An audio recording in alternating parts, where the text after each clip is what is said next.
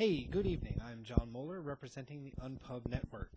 Tonight you're going to see, today, anytime you decide to watch it, you're going to be watching a recorded play, a playthrough as we like to call it, of Alex Strang's Movie Plotz. Movie Plotz is going to be coming to you soon from a company called Buttonshy, which is run by Jason Tagmire. Both Jason and Alex have been a part of the Unpub network, so we're really happy to have been able to take some time and get some footage done for these guys. You'll see tonight about 6 or 7 people playing the game Movie Plotz in a couple different modules, and hopefully you're gonna have about as good a time as we did playing it for you. If you stick through to the 4th section, you're gonna get yourself involved. We've got a little audience participation part coming up that we want you to be a part of. Now, before we get into it and Jason and Alex take it away and start talking to you, I want to tell you one more thing. I'd like to ask for your patience and your understanding. I'm trying to do my best with this video, and we had a couple different mixes of audio and video going on as we created it, and I think it's going to turn out about as good as I can, and I apologize in advance for that. But hopefully you'll enjoy it, and you get a good feel for the game. Thanks for watching the Unpub playthrough of Movie Plotz. Alright, today we're sitting here with Jason Tagmire and Alex Strang, publisher and designer of Movie Plotz. Alex is the designer and Jason is the publisher through Buttonshy, yep. I believe is the company name. And so they're going to talk a little bit about the game. Tell us what you want to tell us first. No, that's not good. So Movie Plotz is it's a micro-sized storytelling movie creation game where groups of players, anywhere from two and up, can come up with the best movie pitch that they can. The plain version of it, you just come up with a movie pitch and you're done passing cards one to another. That drama, add a soap opera twist. You're going to get a card and you're going to kind of change the initial movie based off the elements that are in the card. So the card directs the person with what elements to add to the story that they're creating. Definitely. Add something to the pitch based on the card. Yep. After you're all done, you go again. Alright, how to play Movie Plotz. The goal of the game is to create Hollywood's next hottest screenplay. You're going to start the game, one of the players you're going to deal out all the cards. One of the players is going to start it by choosing a simple sentence such as Joe found a frog. Joe found a frog. You're going to go to the next person down the line. They're going to look at their card. They're going to try to modify it based off of that. Make it more high concept. So Joe found a frog, and the frog was a ghost frog. There we go. So we're going to keep going down the line. You're going to repeat what was already said by giving it your own little bit of flavor and adding to it whatever is on your card. The restrictions, whatever we would call this that's on the card. As you go down the line, eventually you're going to run out of cards, the game's over, and we name the movie as a group and restart. Naomi is a professional stargazer. So that's the opening line that now Josh is going to have to He's got to modify that. So, Naomi began gazing at the stars, hoping that the aliens would come and abduct her. Naomi really enjoys stargazing because of these aliens, because they abducted her back in the 80s. Was this before or after she wanted to be secretly abducted? Well, like, they washed her brain, like, clean. They flashy thingied her? Is Well, that where Men in Black got it? Sure. Naomi is a professional stargazer who, at one point in her life, was abducted by an alien that she fell in love with, and that she wants to get abducted again to find that alien. Sounds plausible. Naomi, professional stargazer, falls in love with an alien that abducts her. She doesn't know that the alien is actually a stand-up comedian on his own planet. She prays for the alien to return one day so they can reignite their love. Naomi was in love with aliens way before it was cool. So Naomi fell in love with an alien. Before that was cool, and now she hopes that aliens will abduct her again because she's in love with Steve Martin, the alien. So, Naomi, who's in love with Steve Martin, the alien, was abducted by aliens back in the 80s.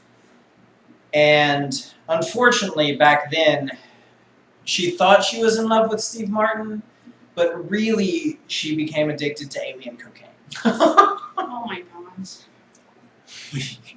So Naomi fell in love with Steve Martin, who was an alien, and this caused her to be this fantastic professional stargazer. And this all happened in the backwoods of Delight, Arkansas. The town? Delight, Arkansas. Home of Glenn Campbell. Let your rhinestone pilot. Okay, give me a moment. I'm trying to think of John's providing some Delight where? Delight, Arkansas. I'm pretty sure she said delight. Yes, Delight. Delight, The band. population 311. There's no way you know. Might have gone down since that census. Do you maybe? No, it wouldn't be. This is tough. So it's supposed to sort of recount the story as it goes along. Yeah. Naomi, the professional stargazer who liked aliens before it was cool to love aliens, who got abducted in the 80s by Steve Martin, who's an alien comedian. When she goes to space, when she finally gets abducted midway through the movie, the alien from Alien, the xenomorphs, attack the ship. In Delight, Arkansas, Naomi falls in love, before it was cool, with an alien named Steve Martin. Little did she know, it wasn't actually Steve Martin's genetically created clone. He whisks her up into space. Then, he's done with her and drops her back onto Delight, Arkansas. 10 years later, she wishes he'd come back. And he does come back, but he seems a little different. They embrace, and at the heat of passion, all of a sudden, an alien bursts out of his chest. The end. I'm glad she got over her cocaine issues. For a while, I gotta work them back in. It was bad for me. So I do everybody's? Trying to keep it all together. Streamline it into one Okay. beautiful thing. Did not know this. Okay. All right. So, Naomi.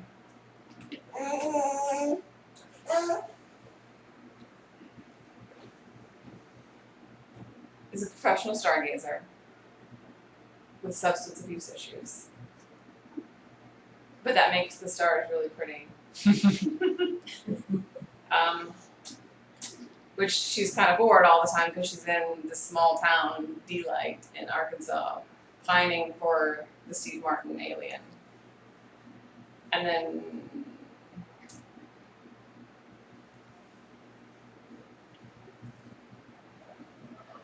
then she falls off the wagon for a little while, hooks up with her friend Cocaine,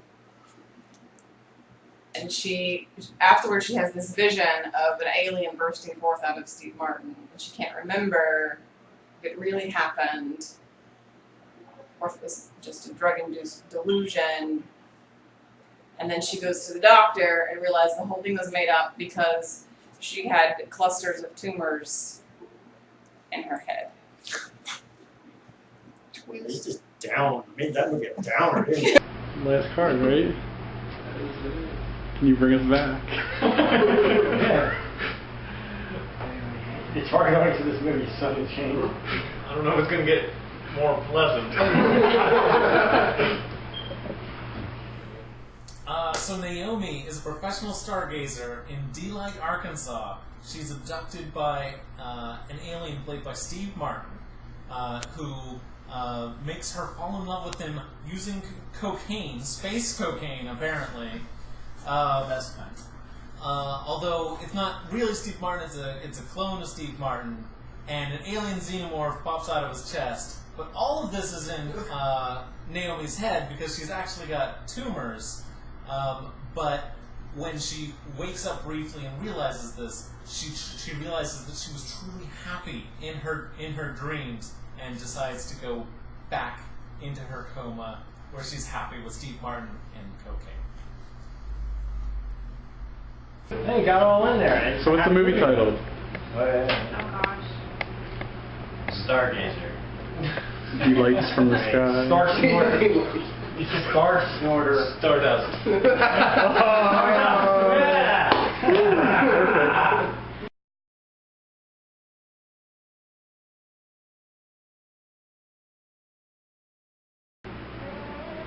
Cheese became very popular in Holland.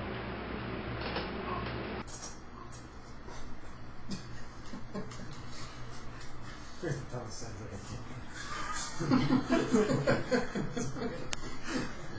is gonna be good. I love cheese. Don't you? I mean, really? I know. So, Holland. They're really fan of their cheese. Cheese? Cheese.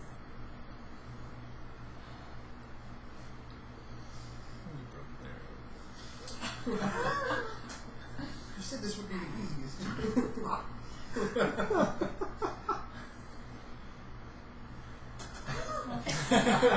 Pick one and get to that. That'll make it like easier. Yeah.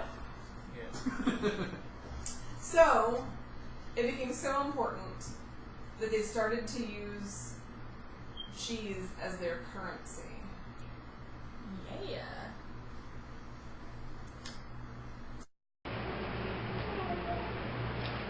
Right.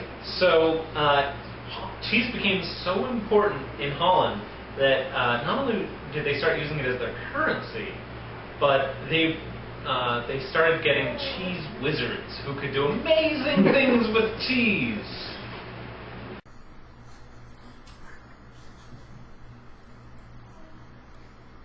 So, cheese became very important in Holland, but specifically among professional sombrero seamstresses. And the best seamstress was called the Cheese Wizard. So, in Holland, where cheese is so important that it is actually part of the currency, and there's this cheese wizard who is a sombrero maker and is the best sombrero maker.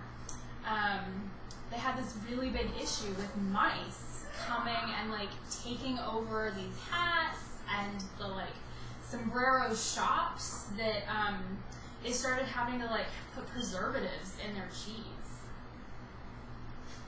They prefer the term seamstress. Excuse me. In the land of Holland, where cheese is so important that it has become their currency, the cheese wizard is trying to chase out a rat who is trying to eat the cheese that I assume that they're turning into sombreros. No. They just make sombreros on the side. Okay, so they're sombrero seamstresses that are just so good at it that they call themselves cheese wizards. The story follows a mouse named Tyrone, Yes. who is trying to start up a rap career and is stealing all the cheese in order to make it to the big time. In the world of Holland, where cheese is bought and sold, there arose an elite squadron of sombrero seamstresses who decided to make cheese so good and addictive in Holland that nobody could think of anything else. Therefore, they became easier to control. And the head sombrero seamstress did this for one secret reason. She wanted everyone to have all the cheese so she could have all the wine. However, her plans were foiled by the rat rap star known as Tyrone, who was trying to steal all the cheese. Who would win? Rap star Tyrone or the queen of sombrero seamstresses?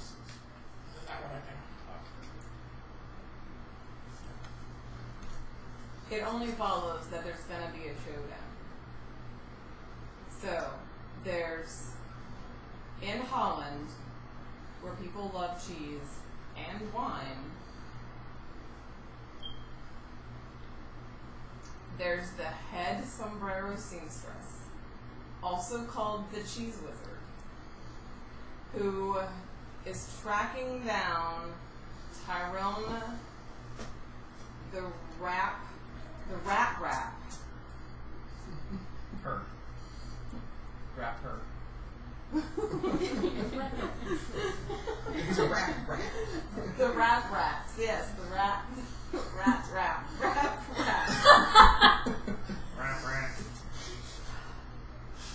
Because he's taking the cheese that she wants the rest of Holland to have so that she can have all of the wine. So she challenges him to a duel, and they're gonna meet at midnight on top of the cheese factory. Oh. Whoa.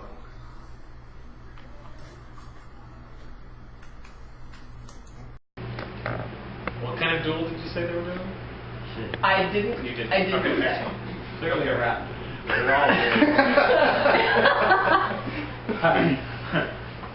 Right.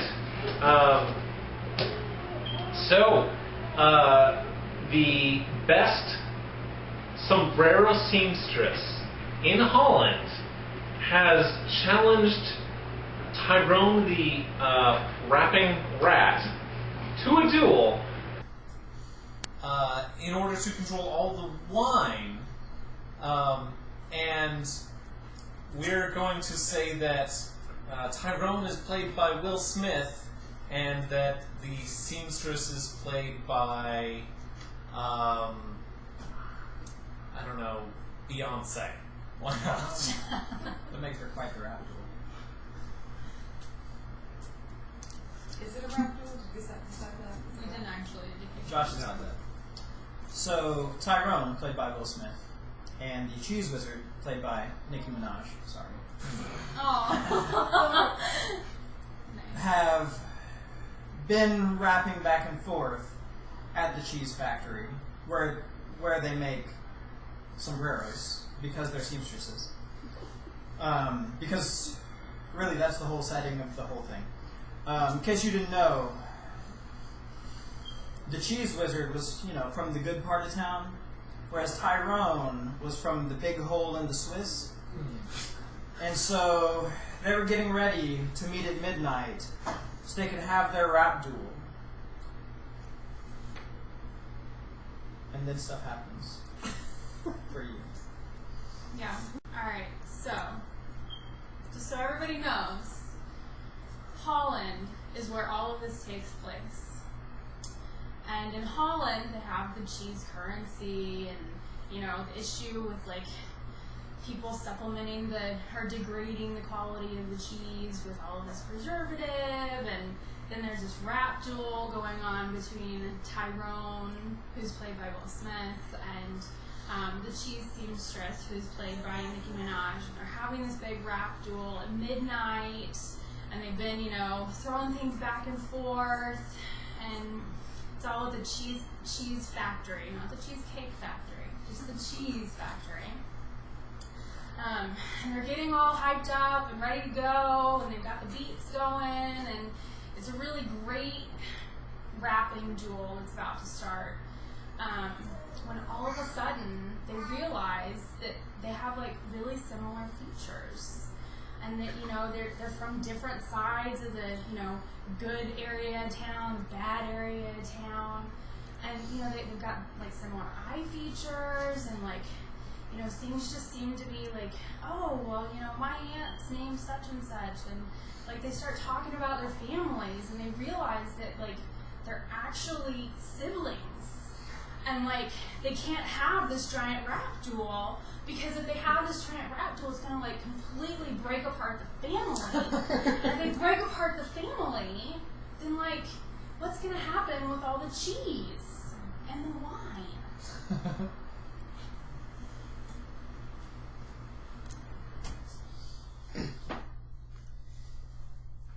In the dark land has taken over the streets. And there's only one person that can stop it. Tyrone. Local rap star. In this world, the cheese wizard has taken over the country and controls all of the currency. And the only person that can stop them now is Tyrone, who intends to steal all the cheese and give it back to the people and then pocket some to fund his rap career later on. Upon... I'm just trying to think where to go. At midnight, the cheese wizard and Tyrone, played by Will Smith and Nicki Minaj,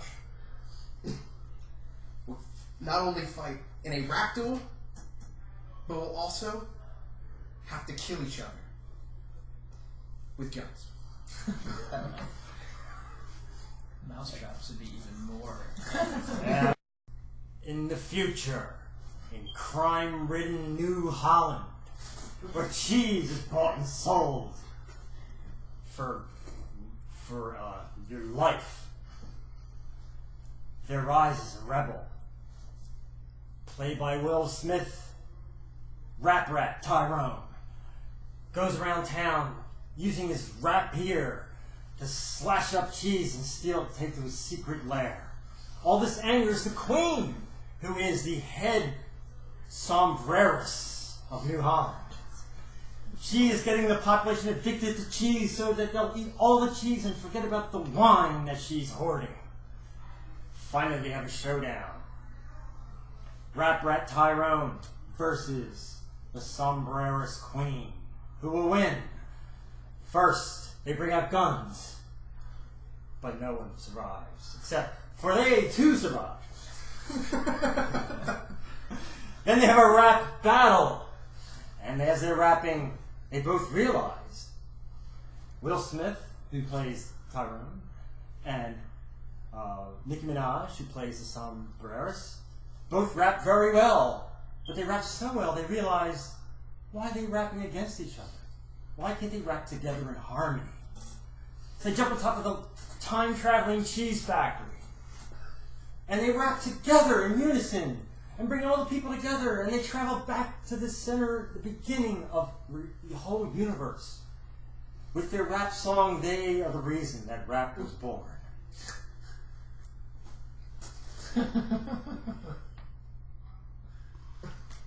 So what's the name of this movie? I think you should just be Rap Rat. Queso?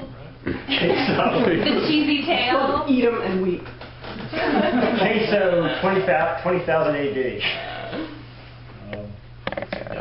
The Tales of New Holland. You guys just saw a terrible movie. Easy movie. I think you guys missed an opportunity. I think that the Rap Rat and the Tyrone.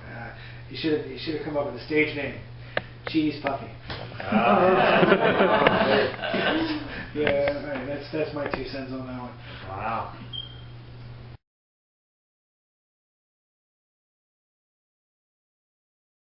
The Last Man Standing, we don't have a name for it yet, but the Last Man Standing version of movie plots. Everybody gets a card, somebody starts it off, or no, the cards sit on the table. Somebody starts it off, you take a card, you show it to everybody, and you do your pitch based off of that.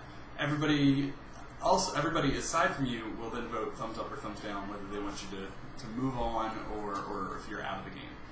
If you move on, good. If you're out, you're out. So then it passes the next player, they choose another card, and they do their pitch. Keep going around until there's one person standing. You'll go around the table multiple times, and if somebody was voted out, you just skip them, but they still get the vote. Last Man Standing gets to name the movie.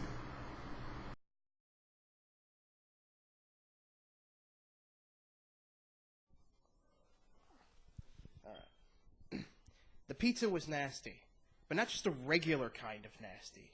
It was nasty because it was infected with alien mold, that when anyone ate it, they would become an alien themselves, and it would mutate them into horrible monsters, and they would, and they basically would try to eat people. So if we vote it down, is it? Oh, good point. Oh, I think it should have to be canon, or else I'll screw our brains up. Okay, alright. So, 1, 2, 3. Oh, woo! You can vote for yourself. Oh, I didn't know I was supposed to vote. You don't vote for yourself. Yeah. There's 5 the other way. Unanimous. Yeah, I was just...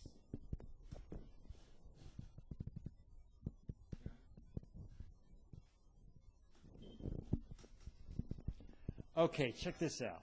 Steve Jobs comes back from the dead as a pizza. And anyone that eats the pizza turns into another pizza that eats other pizzas. 1, 2, 3. Alright. Oh, man, you trying to put me down there. I saw that. Okay, so we've got a movie. Movie starring Steve Jobs, who, what the heck does he do? Comes back as a pizza, I think. And each of the pizzas eats another pizza or something like that, because I really wasn't paying any attention. But here's the thing. The thing that's most important is that Steve Jobs has taken each pizza and put a microchip in it, so that every single person who eats one of the pizzas, who ate one of the pizzas, is now being tracked. Is anybody else concerned about the fact that she didn't really listen to the one ahead of her? You needed 2 thumbs. Impartial observer over here. We're about to vote, don't worry. Okay, Well, one is an improvement over the previous. 2, 3. I didn't like that. Have our first cut. But the microchips are now canon, right? Microchips are canon. So, Steve Jobs has been putting microchips in pizzas that are also formulated to turn the people who eat them into pizza zombies, who then go and bite other people. And there's this whole pizza fight. There's cheese going everywhere, sauce, blood, it's gory. That's your movie. 1, 2, 3. One is out for vengeance.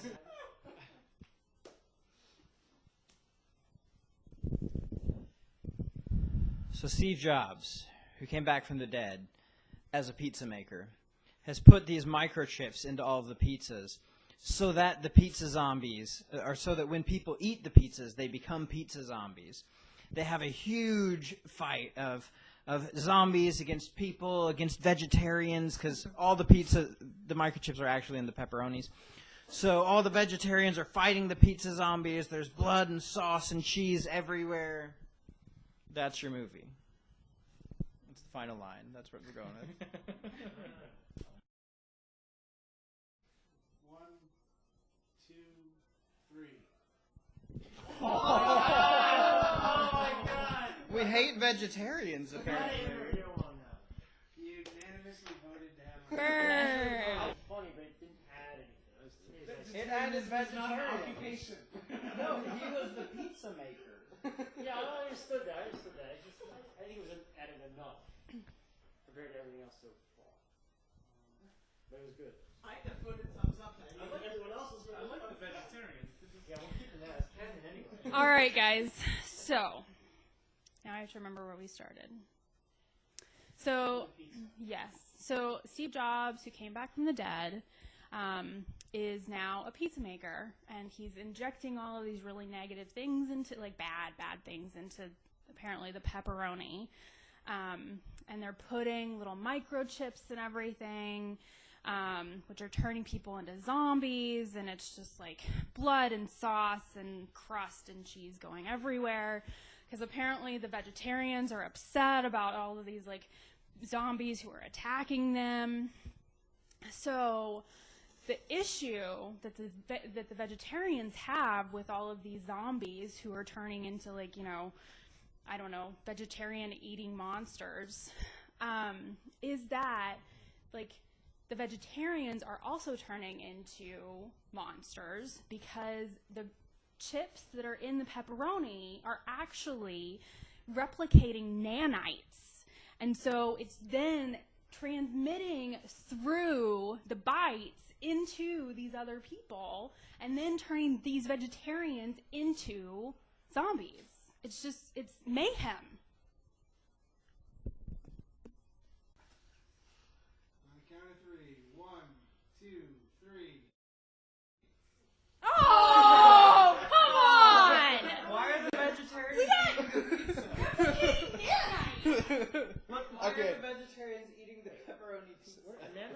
It's already a So wait. self-replicating zombie That's how they're like moving between each other. Wait, on a fatal are nanites the same as nanobots? The same thing? Yeah.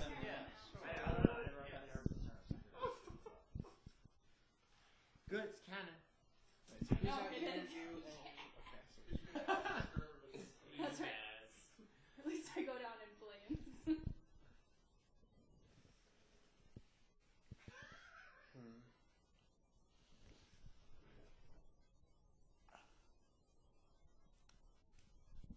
The pizza was nasty.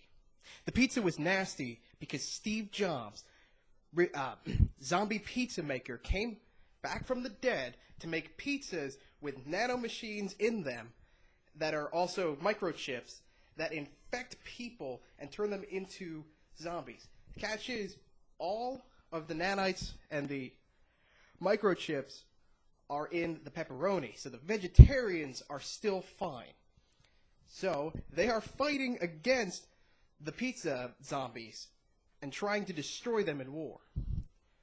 The vegetarians only have one man that can save them, and that man is Liam Neeson, head vegetarian who plans to use all of America's nukes to destroy the pizza zombies.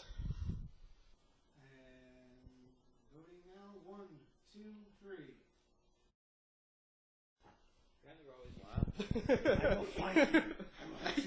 I was gonna say it, but somebody else. I actually don't have to find you because I'm using nukes. Yeah.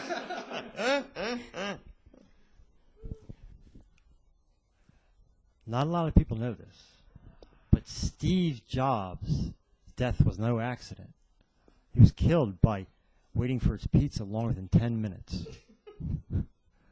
When he came back to life as the spirit of pepperoni pizza, he decided he was going to make pepperoni pizzas that could eat other pepperoni pizzas and eat other pepperoni pizzas and take over the world. He embedded each pizza with a special high-tech microchip so he could track their movements in the giant war room he created. As the pizzas went across the planet, they slowly took over everything until only the vegetarians were left. They chased them to an island, one island, where all the vegetarians were left, and they had to fend off the attacks. Their only hero, played by Liam Neeson, was a prototype Apple computer that still loved Steve Jobs, but had been forgotten by him. He leads the rebellious vegetarians in a war against the pizza zombies and against Steve Jobs' pepperoni pizza spirit.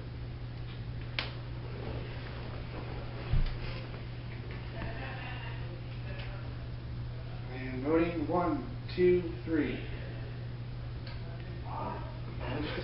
I think Liam Nielsen was the TV rating. I voted off the island. Oh, that's right. All right, so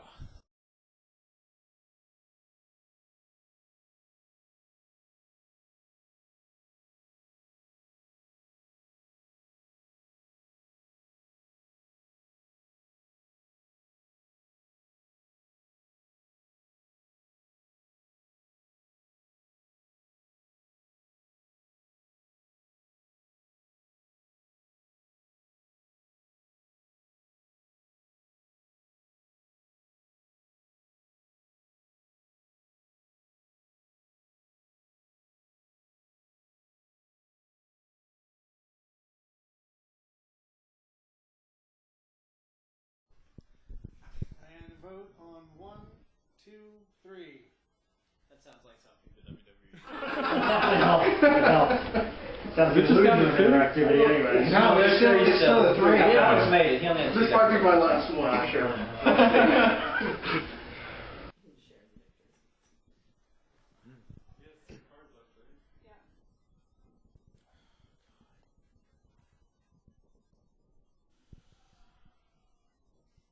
This whole thing takes place on an island now, right? That's where all the vegetarians It's up are. to you, dude. Run Just with trying it. to remember something. I don't know. We're not going to help. Yeah. Trying to vote you off our island. It's arguing the 2 people who are facing you and the 3 people who've already lost. You get no sympathy. I think I only voted down 2 of them. We're both unanimous. So Yeah. I contributed nanites. That's I forgot about the nanites. All I can say is I'm my sorry, I'm microchip thinking. has survived. Oh, this is difficult. We're trying to get Okay. The Pizza Zombies, as led by Steve Jobs, who is returned from the dead to make evil pizza that is infested with nanites and microchips and tracking microchips in only the pepperoni so that the vegetarians survive. They have taken over the island of Manhattan. I forgot to show the card. And they are living on the top of of all the towers there because it's the safest place. Because pizza zombies have a lot of trouble going upstairs. They can get up them, but it takes like a bit of a stumbling sort of thing because they don't really have good legs because their legs have slowly been replaced with bread. That's not really great for your knees. Like you don't really have knees. I got nothing else. It was hilarious, but I don't know. On the count of 3.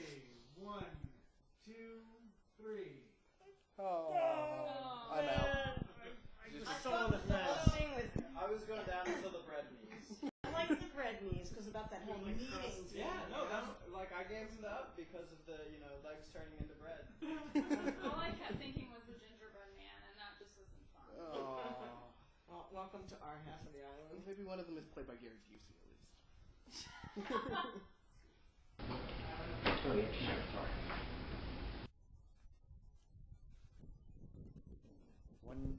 One night, in the rainy streets of Manhattan, Steve Jobs is working late and orders a pizza.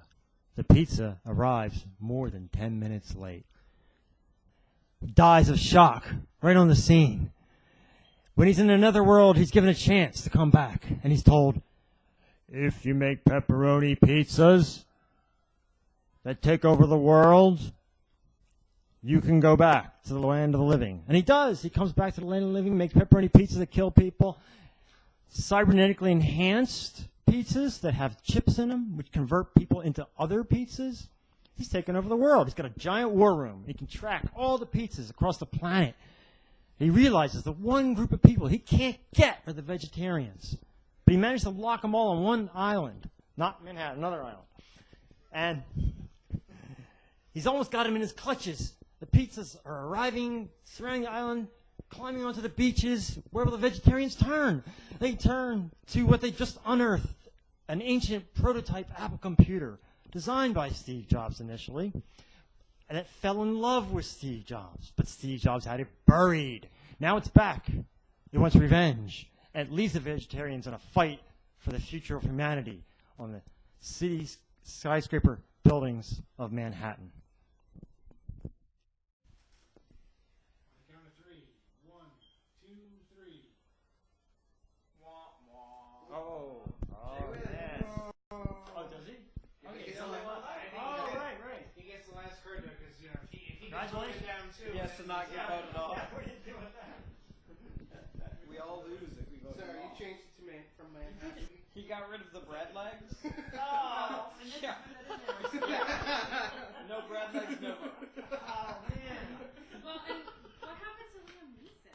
I mean, Yeah, I was wondering. He just forgot the name. He was the in love. He was the Apple computer. I know, but like we didn't mention it. I didn't mention it? Oh. Well, he learned his lesson from Liam Nielsen last time. There was some confusion on who was playing the card. He says one winner. Do we still do any more cards? I think We've got one more card. We might as well let Jay do go it. and see if he wins. Alright, Jake's out of here. All right. On the island of Manhattan, at the top of the last standing tower, the vegetarians cower in fear as the pizza zombies clamber up the stairs with their bread knees. As led by Steve Jobs, who was resurrected in order to bring about the end times via pepperoni pizza and nanobots. But when they finally break through the door and Steve Jobs is confronted with the Apple computer that he built originally, which has been defending the vegetarians, Liam Neeson and Steve Jobs see each other and instantly fall madly in love. And they realize that this war has been entirely futile, and they live happily ever after. Wait, if we all vote yes, does it have to keep going? Well, I don't know. On the count of 3. 1, 2, 3. That's a fun story. Bread knots or garlic knots would be a great name. Garlic. Not.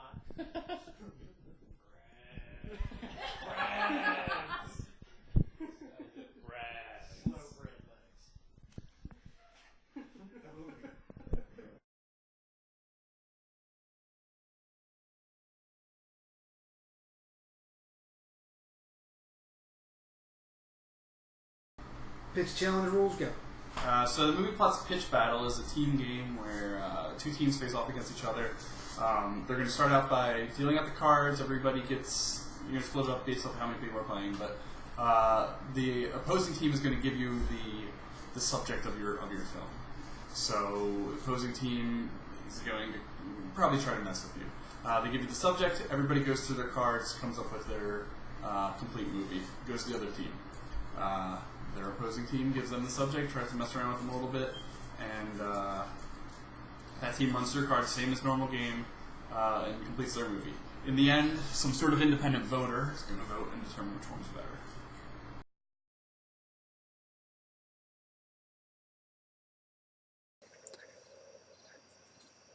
We've reached the audience participation part of tonight's video. This is where we broke the group of 6 into 2 teams. And they're going to have what's called a pitch battle. You get to help us decide who won the pitch battle. So we have on one side is going to be Josh, Jay, and Anna. So we'll call them Team J. And on the other side, we're going to have Marty, Alex, and Bonnie. We're going to call them Team Alex. So what you get to do is after watching these 2 sections, they're about 5 minutes apiece, you get to tweet to Jason Tagmire at JTagmire and say, hey, Jay's team was best in hashtag pitch battle, hashtag movie plots. I'll put it on the screen. Or if you think Alex's team was best, hey, I think Alex's team, Team Alex, whatever, was best, hashtag pitch battle, hashtag movie plots. You have until September 16th, 18th, something like that. We'll call it the 16th just to be done so they can announce it. You have till 5 p.m. Eastern Time, September 16th. So watch the video, choose your favorite, send it in. Do it together, or? No, you can do it. All right. The lawn was green.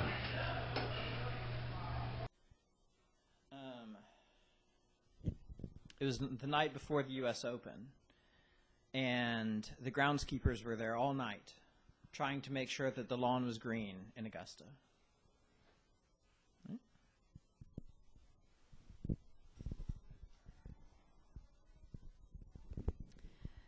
So at Augusta, where the lawn was like super green and prepared for the big golfing tournament that was about to start, Adam Sandler's character started to like totally take over the golfing championship.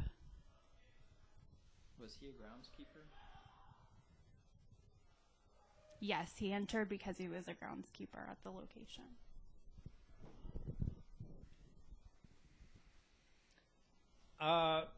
So they're preparing the grounds for a big golf tournament in Augusta. Adam Sandler's character is there as the groundskeeper, but he's causing all kinds of havoc. Turns out that he's not really the groundskeeper. He's actually a spy here to sabotage the golf tournament.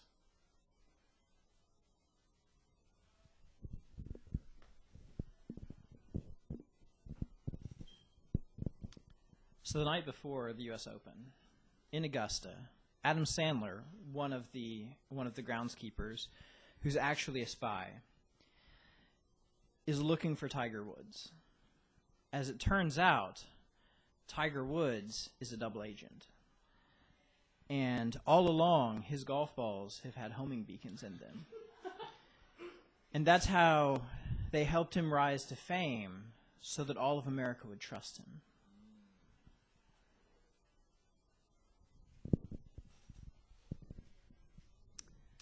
So, in our movie, in Augusta, where, Adam Sandler is this this agent trying to search out the double agents and finds out that Tiger Woods has started, completely killing all of the competition with these homing device golf balls. And he's winning over the hearts of many. In reality, he just wants to become president of the United States so that he can take over and be the first black president. This was apparently set 10 years ago. Yeah, Happy Gilmore, hello! It'd be funnier if it's set now. I want to be the first black president. He has a time machine. You might add the time machine. What's the name for your movie? Because I knew if it was a real Adam Sandler. No, we get one more. We get one more. Jay has to add the time machine so the end of stuff makes sense. I've got it in the title.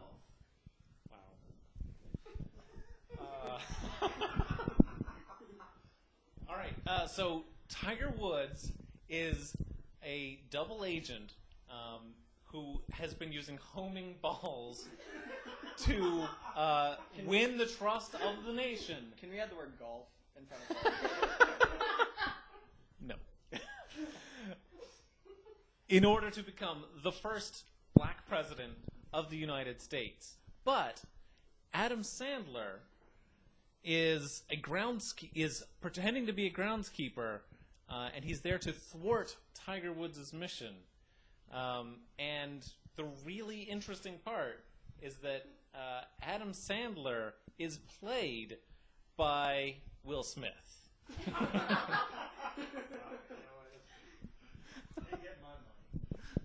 And the title is Tiger at His Height.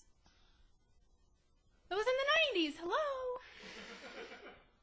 All right. This is the real Adam Skepticism. I was That's gonna, what I'm getting. I was going to call it Barack Woods.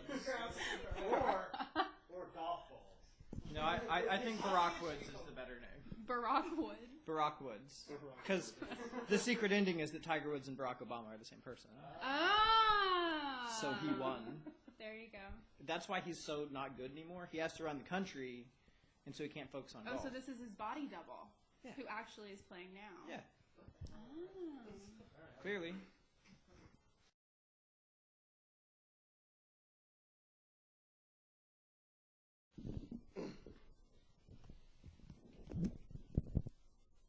Mike was an office drone. He worked 9 to 5 at a very boring job. But he decided that one Friday, every week, because there's only one Friday a week, that he would wear a t-shirt.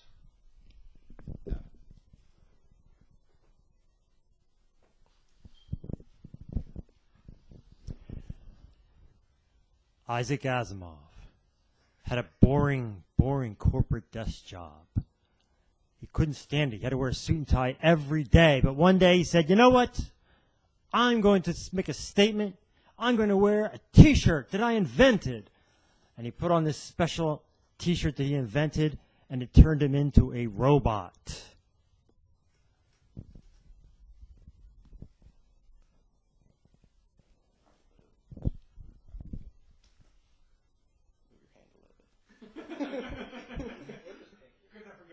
Hi. Yeah, that's what I said. Isaac Asimov, our office drone. Not happy with Fridays. That whole TGIF thing hadn't been invented yet, obviously. It's okay, though, because our friend Isaac, he learned how to become a robot by wearing this special T-shirt. There's a problem, however, and that is that when Isaac became a robot, he was metal. And unfortunately, Isaac had a very serious allergy to metals.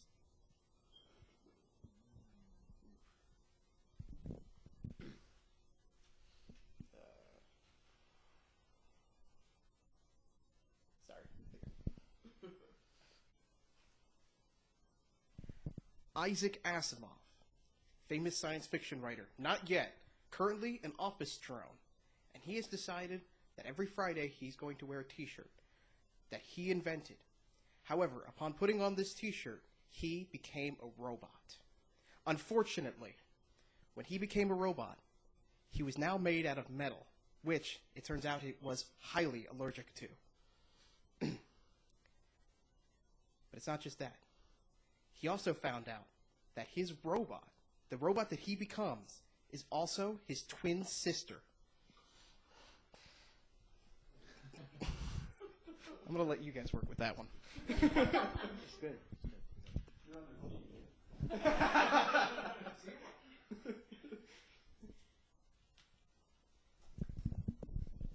Okay, guys, you're going to love this. This is a biopic about the famous science fiction author Isaac Asimov. In the early days, he worked in a corporation at a boring desk job.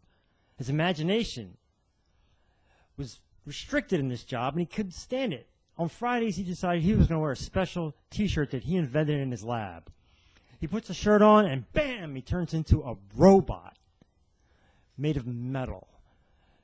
He's so allergic to the metal itself, his brain gets jiggled, and he doesn't know who he is anymore. But he realizes he has a new calling in life to become a heavy metal rock star. He puts on fake metal breasts and calls himself Twisted Isaac Asimov's sister.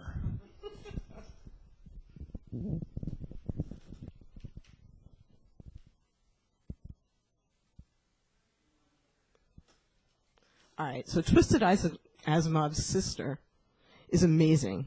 You know why? Because it's the biggest hit in, of all places, France. They love him. They call him their frère sœur. And this is... You got that? Give the story more international flavor. Choose a foreign country and make your pitch for that market. And let's face it, folks, when it comes to comparing Isaac Asimov, the Office Drone, or Jerry Lewis movies, our biopic is by far the best thing since sliced cheese. And the title? Because that's the last part. I couldn't think of what they said. Or baguette. Since sliced baguette. Let's bag it. Title? Yeah, we need a title. For Isaac Asimov, who's also a robot who is also a heavy metal. We didn't write this movie? Yeah. Well, we did write this movie. I Twisted Robot. I Twisted Robot? Or it could be I Wore a T-shirt. Or it could be something with French stuff. I, wore a T-shirt. I like that. There we go. I, wore a T-shirt. Now that you watch them, I'm going to remind you. Tweet to @JTagmire. Team Alex or Team J. J's team, Alex's team, either way. Hashtag pitch battle. Hashtag movie plots. September 16th, 5 p.m. Eastern. Thank you guys. Have a great night.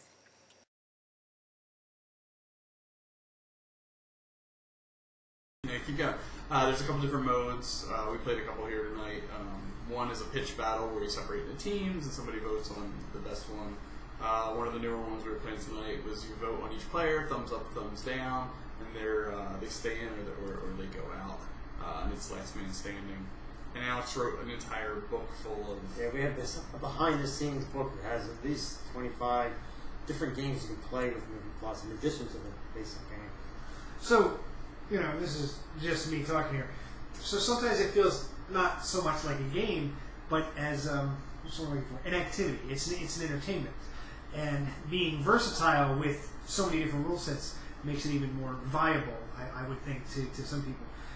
Do you believe that there's educational potential in some of what you've got here? There's actually one called Teacher Edition or Classroom Edition, I think it's called. I should talk about the artists a little bit on that line. Yeah.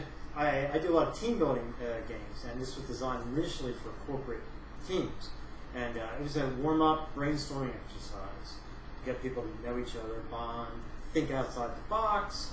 That's how it started like this. And we had the card game developed from there, which is what we're doing today.